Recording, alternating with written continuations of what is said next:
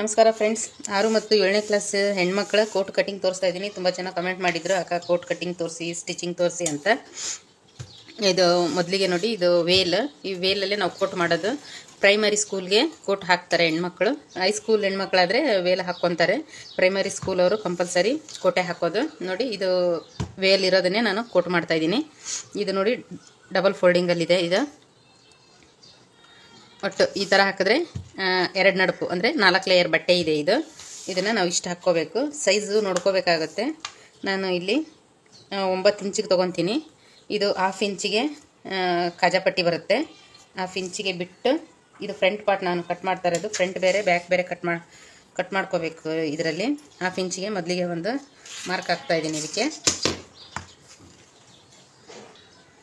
ಇದು ಕಾಜಾಪಟ್ಟಿ ಈ 1/2 inch extra ತೊಗೊಂಡಿರಬೇಕು. ಹಾಗೆಯೇ ಇದ್ರದ್ದು ಉದ್ದ ಬಂದು 21 ಇಂಚ್ ಇದೆ. ಫುಲ್ ಲೆಂತ್ ಕೊಟ್ಟದು ಇದು ಅಷ್ಟೇ. 21 ಇಂಚಿಗೆ ಇಲ್ಲೊಂದು ಲೈನ್ ಹಾಕ್ತಾ ಇದ್ದೀನಿ.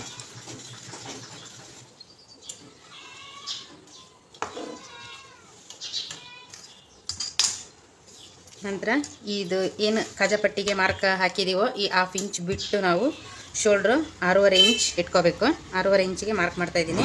ಹಾಗೆಯೇ ಇದು ಹಾರ್ಮೋಲ್ ಕೂಡ 6 ಇಂಚ್ ತೊಗೊಂಡಿದ್ದೀನಿ ನಾನು. ಸಾಕಾಗುತ್ತೆ ಇದು ಕೋಟ್ಗೆ.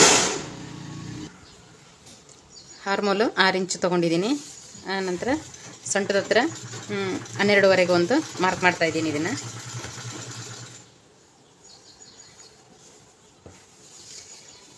ಇದನ್ನು ಒಂದು ಲೈನ್ ಹಾಕ್ಕೊತೀನಿ. ಇದು ನೆಕ್ ಬಿಡ್ತು 2.5 ಇಂಚ್ ನೆಕ್ ಬಿಡ್ತಾ ಹಾಕ್ತಾಯಿದ್ದೀನಿ. ಕತ್ತಿನ ಅಗಲ 2.5 ಇಂಚು. ಈ 1/2 ಇಂಚ್ ಬಿಟ್ಟೆ ಮಾರ್ಕ್ ಹಾಕ್ತಾ ಇರೋದು. ಇದು 6.5 ಇಂಚಿಗೆ ನೆಕ್ ಹಾಕ್ತಾಯಿದ್ದೀನಿ. ಲೆಂತ್ ಈ ಕ್ರಾಸಾಗಿ ವಿ ಶೇಪಲ್ಲಿ ಈ ಥರ ಬರಬೇಕಿದು. ಆನಂತರ ಇದು ಏನಿದೆ ಇವ್ರದ್ದು 1/2 ಇಂಚ್ ಇದು ಬಿಟ್ಟು ನಮಗೆ 8.5 ಇಂಚ್ ಬೇಕಾಗುತ್ತೆ. ಅವ್ರದ್ದು ಮೆಜರ್ಮೆಂಟ್ ಇರೋದು 8 ಇಂಚ್. ಈ ಕೋಟ್ ನಾವು ಸ್ಟಿಚ್ ಮಾಡಬೇಕಾದ್ರೆ 1/2 ಇಂಚ್ ಮಾತ್ರ ತೊಗೋಬೇಕಾಗುತ್ತೆ ನಾವು ಮಾರ್ಜಿನ್. ಇದಕ್ಕೆ 1 ಇಂಚೆಲ್ಲ ಬೇಕಾಗಲ್ಲ. ಇಲ್ಲಿ ನೋಡಿ, ನಾನು ಇದು 8 ತೊಗೊಂಡಿದ್ದೀನಿ. 1/2 ಇಂಚ್ ಎಕ್ಸ್ಟ್ರಾ ತೊಗೊಂಡಿದ್ದೀನಿ. ಇಲ್ಲಿ ಸೊಂಟದ ಹತ್ರ 7.5 ತೊಗೊತಾ ಇದ್ದೀನಿ. 1/2 ಇಂಚ್ ಎಕ್ಸ್ಟ್ರಾ ತೊಗೊಂಡಿದ್ದೀನಿ. ಇಷ್ಟು ಮಾತ್ರ ಇದಕ್ಕೆ ಮಾರ್ಜಿನ್ ಬರೋದು, ಜಾಸ್ತಿ ಬರೋದಿಲ್ಲ. ಇದು ಸ್ಟಿಚ್ ಮಾಡುವಾಗ ಗೊತ್ತಾಗುತ್ತೆ ನಿಮಗೆ. ಹಾಗೆಯೇ ಇಲ್ಲಿ ಶೋಲ್ಡ್ರ್ ಡೌನು 1/2 ಇಂಚ್ ತೊಗೋಬೇಕು. ಇದನ್ನು ನಾನು ಇಲ್ಲಿ ಲೈನ್ ಹಾಕ್ತಾ ಇದ್ದೀನಿ.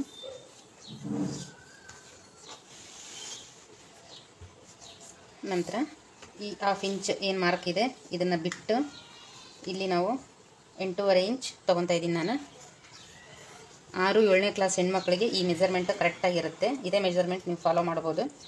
ನೋಡಿ, ಇದಕ್ಕೆ ಕರೆಕ್ಟಾಗಿ ಟೇಪ್ನ ಸೆಂಟ್ರಿಗೆ ಮಡಚಿ ಇಲ್ಲೊಂದು ಮಾರ್ಕ್ ಹಾಕ್ಕೊತಾ ಇದ್ದೀನಿ. ಮಾರ್ಕ್ ಹಾಕ್ಕೊಂಡು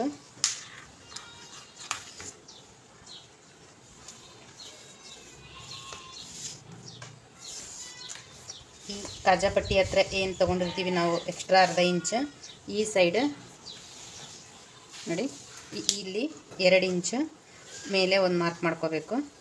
ಹಾಗೆಯೇ ಇಲ್ಲೂ ಕೂಡ 2 ಇಂಚಿಗೆ ಒಂದು ಮಾರ್ಕ್ ಮಾಡ್ಕೋಬೇಕು. ಇದನ್ನು ಈ ರೀತಿಯಾಗಿ ಮಾರ್ಕ್ ಹಾಕ್ಕೋಬೇಕು. ನೋಡಿ ಫ್ರೆಂಡ್ಸ್, ಇದು ಒಂದೇ ಸಾರಿ ನಿಮಗೆ ಅರ್ಥ ಆಗೋದು. ಬಿಗಿನರ್ಸ್ಗಾದರೆ ಅರ್ಥ ಆಗಲ್ಲ. ಆದಷ್ಟು ಕ್ಲೀನಾಗಿ ನೋಡ್ಕೊಳ್ಳಿ. ಇದು 1/2 ಇಂಚ್ ಕಾಜಾಪಟ್ಟಿ ಬಿಟ್ಟು ನಮಗೆ ಎಷ್ಟು ಮೆಜರ್ಮೆಂಟ್ ಬೇಕೋ ಅಷ್ಟು ತೊಗೋಬೇಕು. 7.5, 8, 8.5 ಈ ರೀತಿ ಸ್ವಲ್ಪ ದಪ್ಪ ತೆಳ್ಳಗಿರೋರು ನೋಡಿಕೊಂಡು ಇದನ್ನು ತೊಗೋಬೇಕು. ಇದು ಕಾಜಾಪಟ್ಟಿದು ಮಾರ್ಕ್ ಬಿಟ್ಟು ಇದು ಭುಜ ಹಾಕಿದ್ದೀನಿ. ಹಾಗೆಯೇ ಹಾರ್ಮೋಲ್ ಹಾಕಿದ್ದೀನಿ. ಇದು 2 ಇಂಚ್ಗೆ ಈ ಕಡೆ 2 ಸೈಡು 2 ಇಂಚ್ ತೊಗೋಬೇಕು. ಈ ರೀತಿಯಾಗಿ ಶೇಪ್ ಹಾಕಿದ್ರೆ ಇದು ಕೋಟಿಗೆ ಕರೆಕ್ಟಾಗಿ ಬರುತ್ತೆ. ಇದಕ್ಕೇನು ಎಕ್ಸ್ಟ್ರಾ ನಾವು ಕಾಜಾಪಟ್ಟಿ ಏನು ಹಚ್ಚೋದಿಲ್ಲ, ಇದರಲ್ಲೇ ಬರುತ್ತೆ. ಇದಕ್ಕೂ ಹೀಗೆ ಮಾರ್ಕ್ ಹಾಕ್ತಾಯಿದ್ದೀನಿ. ಇಲ್ಲಿ 8 ಇಂಚಿಗೆ ತೊಗೊಂಡಿದ್ದೀನಿ. ಇಲ್ಲೇನು ಜಾಸ್ತಿ ನಮಗೆ ಮಾರ್ಜಿನ್ ಅನ್ನೋದು ಬರೋದಿಲ್ಲ. ಇಷ್ಟಾದರೆ ನಿಮಗೆ ಫ್ರಂಟ್ ಪಾರ್ಟ್ ಕರೆಕ್ಟಾಗಿದೆ. ಇದೇ ಅಳತೆನ ನೀವು ತೊಗೋಬೋದು 6 ಮತ್ತು 7ನೇ ಕ್ಲಾಸ್ ಮಕ್ಕಳಿಗೆ. ಹಾರ್ಮೋಲ್ ರೌಂಡ್ ಕೂಡ ಹಾಕ್ತಾಯಿದ್ದೀನಿ ನಾನು. ನೋಡಿ ಫ್ರೆಂಡ್ಸ್, ಇದು ಕಟ್ ಮಾಡೋದು ಅಷ್ಟೇ. ನೀವು ಇಲ್ಲಿ ಏನಿದೆ ಇಲ್ಲಿ ಇಷ್ಟು ಸ್ಟ್ರೈಟಾಗೇ ಬರಬೇಕು. ಯಾಕೆಂದರೆ ಇದು ಕಾಜಾಪಟ್ಟಿ 1/2 ಇಂಚ್ ಎಕ್ಸ್ಟ್ರಾ ಇರುತ್ತೆ. ನಂತರ ಇದು ನೆಕ್ ಕಟ್ ಮಾಡ್ಕೋಬೇಕು. ನಂತರ ಶೋಲ್ಡ್ರ್ ಕಟ್ ಮಾಡ್ತಾಯಿದ್ದೀನಿ. ಇಲ್ಲೂ ಅಷ್ಟೇ ನೀವು ಈ ಥರ 1/2 ಇಂಚ್ವರೆಗೂ ಸ್ಟ್ರೈಟಾಗೇ ಬಂದು ನಂತರ ಈ ರೀತಿ ಏನು ಮಾರ್ಕ್ ಹಾಕಿದ್ದೀವೋ ಅದೇ ಮಾರ್ಕಲ್ಲೇ ಕಟ್ ಮಾಡ್ಕೋಬೇಕಾಗತ್ತೆ.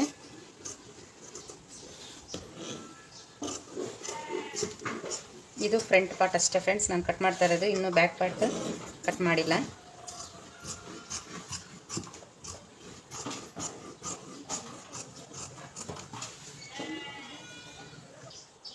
ಫ್ರಂಟ್ ಪಾರ್ಟು ಫುಲ್ಲು ಕಟ್ ಮಾಡ್ಕೊಂಡಿದ್ದೀನಿ. ಈಗ ಇದಕ್ಕೆ ಬ್ಯಾಕ್ ಪಾರ್ಟ್ ಹಾಕ್ಕೊಳ್ಳೋಣ. ಇದು ಅಷ್ಟೇ ಡಬಲ್ ಫೋಲ್ಡಿಂಗಲ್ಲೇ ಹಾಕ್ಕೋಬೇಕು. ಇದಕ್ಕೆ ಏನೋ ನೆಕ್ ಯಾವುದಕ್ಕೂ ನಾವು ಸಪ್ರೇಟ್ ಪೀಸ್ ಅಟ್ಯಾಚ್ ಮಾಡ್ಕೊಳ್ಳೋದೇ ಇರಲ್ಲ, ಎಲ್ಲ ಇದರಲ್ಲೇ ಬಂದುಬಿಡುತ್ತೆ.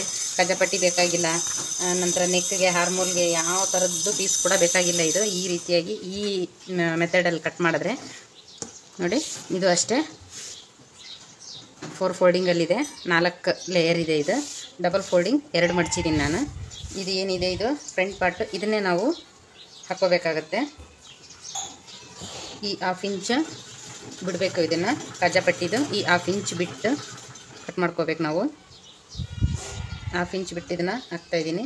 ಇದು ಏನಿದೆ ಮಾರ್ಕ್, ಇದು ಕರೆಕ್ಟಾಗಿ ಹೆಂಗಿದೆ ಮಾರ್ಕ್ ಇಷ್ಟೇ ಹಾಕ್ಕೊಳ್ಳೋದು. ಇಲ್ಲಿ ಈ ಥರ ಸ್ಟ್ರೈಟಾಗಿ ಬರಬೇಕು. ನಂತರ ಇಲ್ಲಿ ಏನು ಇದು ಶೇಪ್ ಇದೆ ಈ ಥರ ಇದಕ್ಕೂ ಟಚ್ ಆಗಬೇಕು. ಇದು ಕರೆಕ್ಟಾಗಿ ಇದಕ್ಕಿರಬೇಕು. ಇದು ಏನಿದೆ ಉಳಿದದ್ದು ಮಾರ್ಜಿನ್ ಎಲ್ಲ ಸೇಮ್ ಅಳತೆನೇ ಹಾಕ್ಕೋಬೇಕು. ನೆಕ್ ಹತ್ರ ಒಂದು 2 ಇಂಚಷ್ಟು 2 ಇಂಚಷ್ಟು ಈ ರೀತಿ ರೌಂಡ್ ಹಾಕ್ಕೊಂಡ್ರೆ ಸಾಕಾಗುತ್ತೆ ಇದಕ್ಕೆ.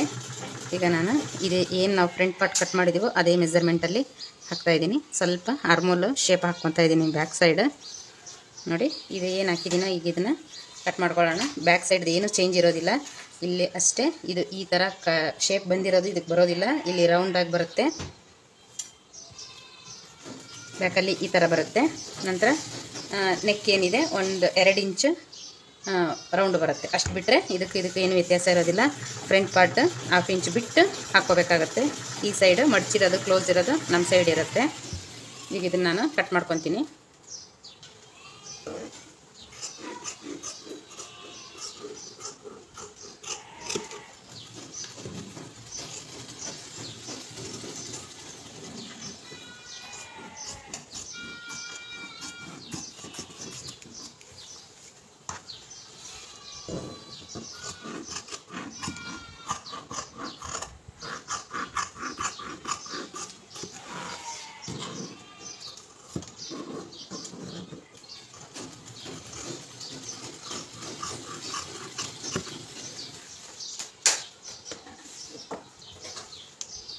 ನೋಡಿ ಫ್ರೆಂಡ್ಸ್, ಇದು ಇಷ್ಟೇ ಕಟಿಂಗ್, ತುಂಬ ಏನು ಕಷ್ಟ ಇಲ್ಲ, ಈಸಿನೇ ಇದೆ. ಒಂದು ಸ್ವಲ್ಪ ಅರ್ಥ ಆಗೋವರೆಗೂ ಅಷ್ಟೇ, ಅರ್ಥ ಆದರೆ ತುಂಬಾ ಈಸಿ ಇದೆ. ಇದು ಟಾಪು ಪ್ಯಾಂಟಿಗಿನ ಕೋಟ್ದು ತುಂಬಾ ಈಸಿ ಇದೆ. ಇದು ಈ ಮೆಥಡಲ್ಲೇ ನೀವು ಕಟ್ ಮಾಡಿ ಇದೇ ಮೆಜರ್ಮೆಂಟಲ್ಲೂ ಕೂಡ ಹಾಕ್ಕೋಬೋದು. ಇದೇ ಮೆಜರ್ಮೆಂಟ್ ಕರೆಕ್ಟಾಗಿ 6 ಮತ್ತು 7ನೇ ಕ್ಲಾಸ್ ಮಕ್ಕಳಿಗೆ ಆಗುತ್ತೆ. ಇದರಲ್ಲಿ ಏನಾದರೂ ಡೌಟ್ ಇದ್ದರೆ ಕಮೆಂಟ್ ಮಾಡಿ.